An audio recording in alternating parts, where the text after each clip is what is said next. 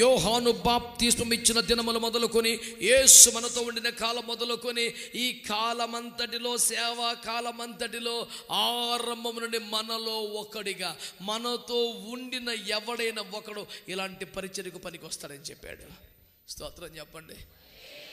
కొత్తగా జ్వరపడ్డవాడో కొత్తగా వచ్చినోడో ఇప్పుడే బయలుదేరినోడు కాదంటే ఎవడో యోహాను బాప్తిస్మం ఇచ్చిన దినములు మొదలుకొని యేసు మనతో ఉండి సేవ చేసిన కాలం అంతట్లో మనలో ఒకడిగా ఉన్నవాడు. అందులో ఎవరు వచ్చారు ఇప్పుడు?